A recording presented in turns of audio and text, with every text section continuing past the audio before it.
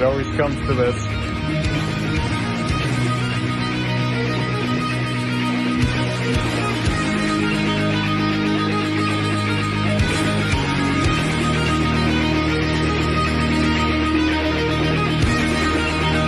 More nice shit.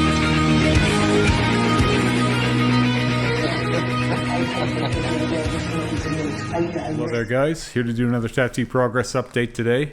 Where I last left off, I showed off the color here that Rick and I got into. This is just about to start peeling.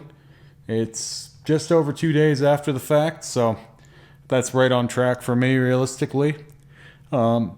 Super easy heal, there's nothing to any of this. This is light work for me just in general. Any arm tattoo that I ever have is going to be healing very easily, especially considering what I'm usually up to. I also had showed off my eyelid tattoos, I believe a couple times. They're fully healed. The tattoos themselves, the bruising is going away.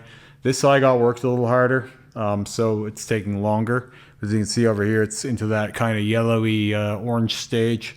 So this eye will be less bruised soon. Obviously, it needs no say, really. I had my ears tattooed finally.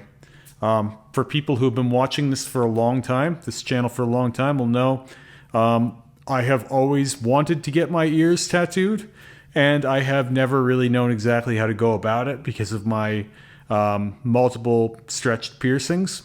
There are people who don't pay as much attention out there who say that I've said I would never get my ears tattooed. I've never said that once. You can't find it anywhere quoted. Just to lead with that, because I had so many people on my TikTok saying, I thought you weren't going to get your eyelids tattooed. I thought you weren't going to get your ears tattooed. For the record, and I'll be real upfront about this, before I even talk about the procedure itself, I have never once said I wasn't going to do any more stuff on my face. I said I wasn't going to do a full face tattoo. I also said I wasn't going to get my eyes tattooed. I still haven't done either of those. I don't consider ear tattoos to be anywhere on my face, and to be honest, my ears were already more modified than pretty much anyone out there, and I don't consider a basic ear blackout to be as modified as what I had already done, for example. Just to get that up front, I think if you tattoo someone's ear fully black, it wasn't as modified as what mine was anyway. So tattooing my ears is not the most extreme thing I've done to my ears. Not even close, in my opinion. Short of taking my ear off, I think I was at the limit of horrible things you could do to your ear. Push the limits of your ear. Certainly not tattooing. With that said, I posted this to my TikTok. I'm just going to talk about this quick. I had the same reaction I always have. I just have my eyelids. And really anything I ever change, you get that strong aversion, people barking, screaming, vomit emojis. You know, it's like, it must be really, really sad for people to live their lives like basically just hoping to dislike what comes across their screen all the time. And it's what's funny and what I've observed is that most people who do that end up liking what you've done eventually anyway, or else they're just not there later, and it becomes normal and they don't care anymore. Rarely do you see anyone walk it back, but we have a very short attention span, so it's very likely that rather than admitting that they were wrong and that it was a good idea and you had the right idea, what's more likely is for them to forget that it happened and go scream at someone else instead. And that's a really sad, reactive way to live your life. Because, yeah, I had the mixed bag of, pros and cons all about it. And that's very typical. My ears being stretched as they are, famously, I have one of the biggest helix piercings in the world. My conches are up there. I have multiple migrated piercings. And I have some that I've just taken out for this that I most likely won't put in again.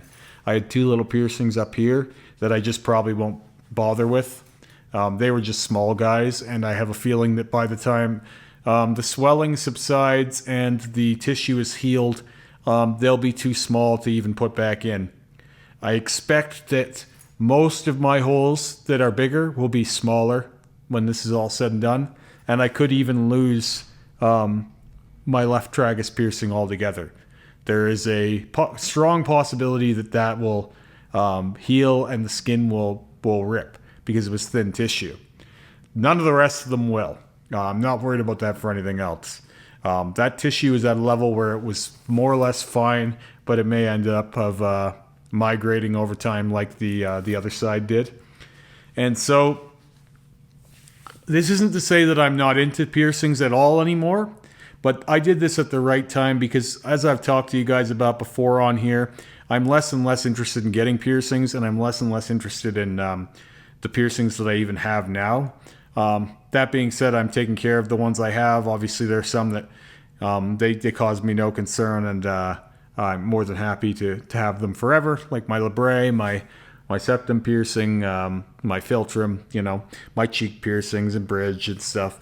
But some of the little ear piercings that weren't as consequential, they don't really faze me anymore. And taking them out now causes me no grief. Even now, having all my piercings out, this is something that it would have given me.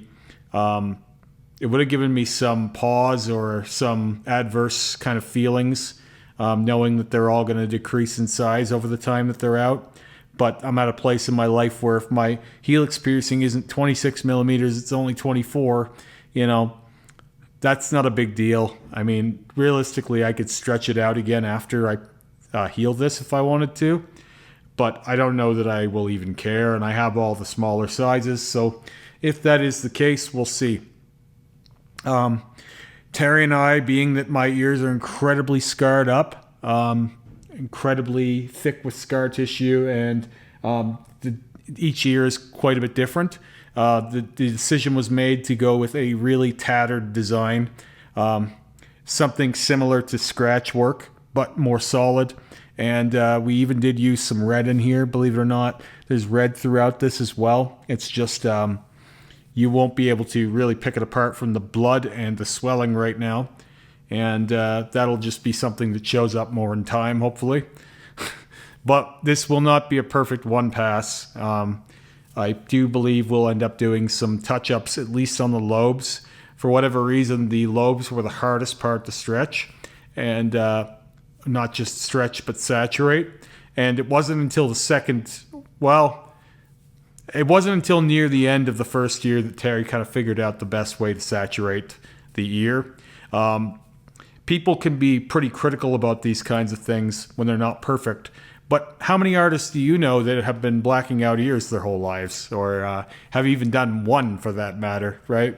So you have to give some grace and some patience there, where it's like, well, it's not like you're doing these every fucking day. So, if it's not perfect, that's to be expected. This is the first time Terry's ever done anything like this, and no one else at this shop, or this city for that matter, has done this.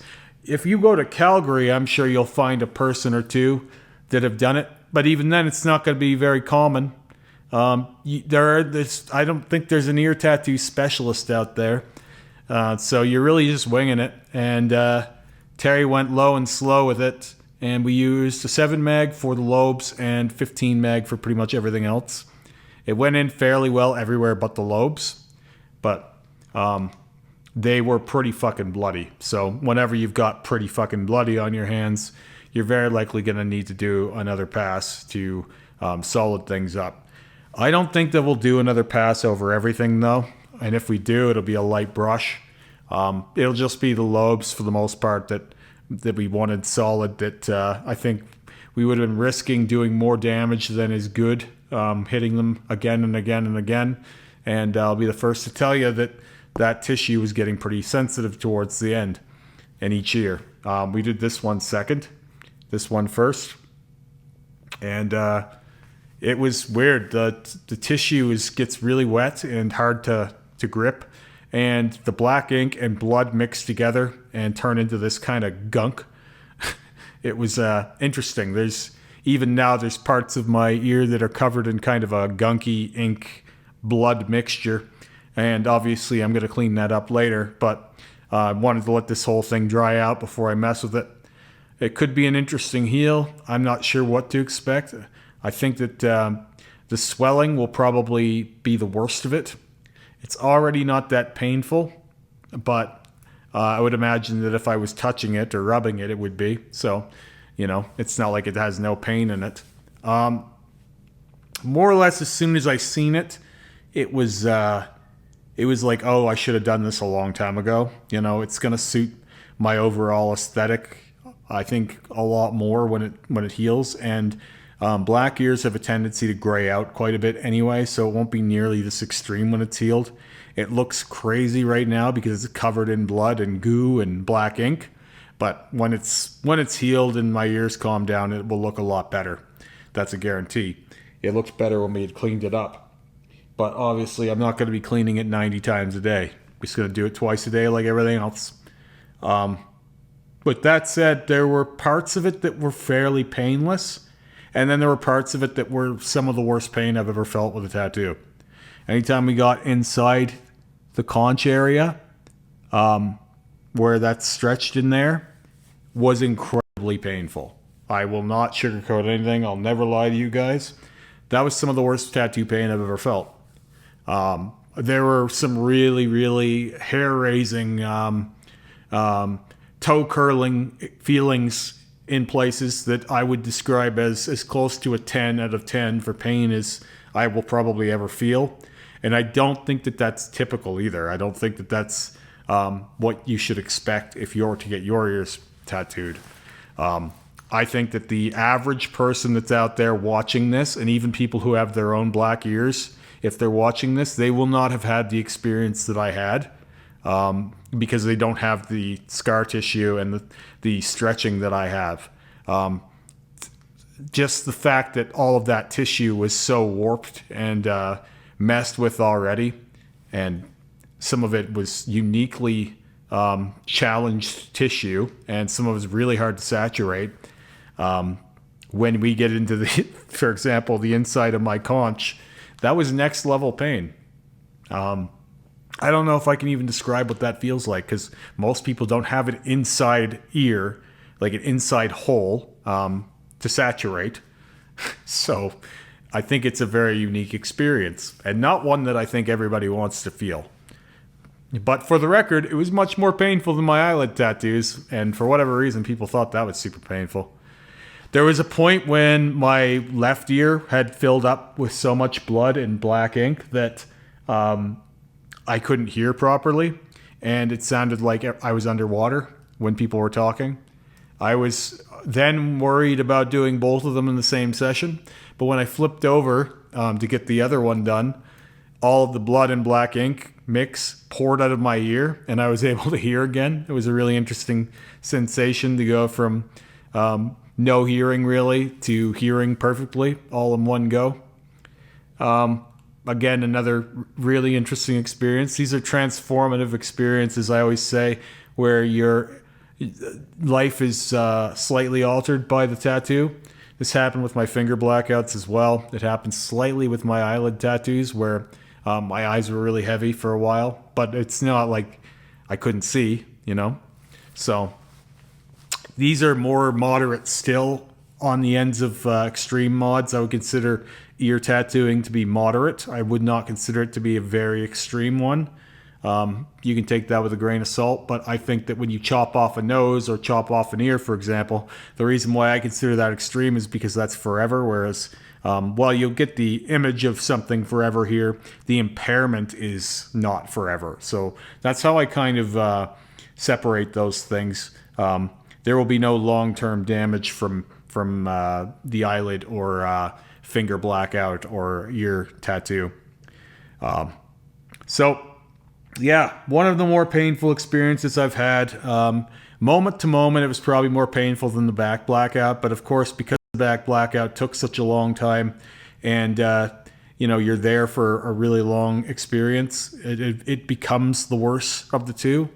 But if I was picking, this would be one of the last places I would recommend someone to get tattooed. Especially, I'm such a completist, I had to do both at the same time, where a lot of people probably wouldn't have. And I think that probably altered the experience as well. When this heals out, so some people are probably wondering why the top isn't done. This won't all be as dark as the bottom. The idea was to have a kind of fade, so it gradually will open up more. But you can see it when I close up that this isn't completely solid. But even from any distance at all, it's so shiny, bloody, and covered in ink right now that it can present as if it were. Anyway, there's going to be all kinds of mixed feelings about this. I'm expecting the same thing to happen on my YouTube that happened on my TikTok, and I'm going to have a band of angry villagers with pitchforks and fucking the whole thing. I think what exhausts me the most about all of this is that it's the same thing every time. Like sheep go ba, ba, ba, ba, ba. I'm not saying, people, that you can't have your preferences, but it gets so fucking routine. I would be embarrassed at this point, especially when you see some of the similar kinds of things being said by many people. And it's not about the thing that you've done. It's just the fact that you've done something. It gets old, and I'm embarrassed for people who care that much about other people's bodies.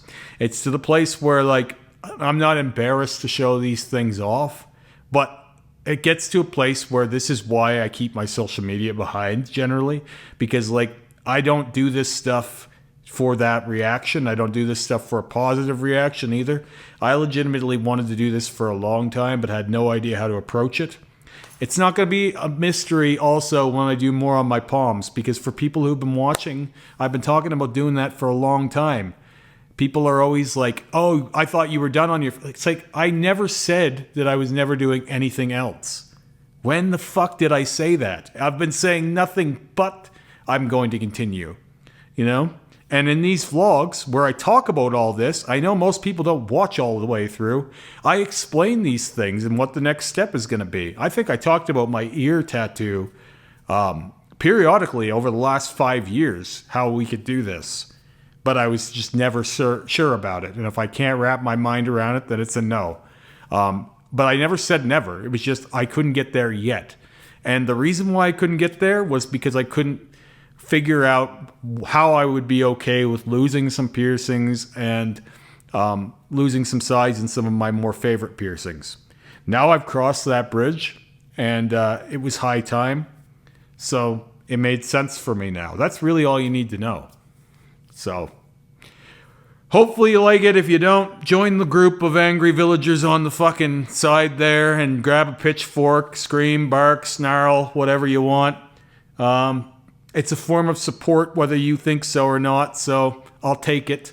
But know that you have your own body that you can choose to fuck up or not, and other people will always do what they want to do with theirs, and it really has nothing to do with you. So that's the important takeaway. Anyway, I'll get a close-up of this gruesome thing. This is the only time you're going to see this. A lot of people wanted to see what my ears looked like without jewelry, and this is going to be the closest thing you get to that. So, yeah. They're not that sore, believe it or not, even though they look it. I'll talk to you guys again soon. Have a great day.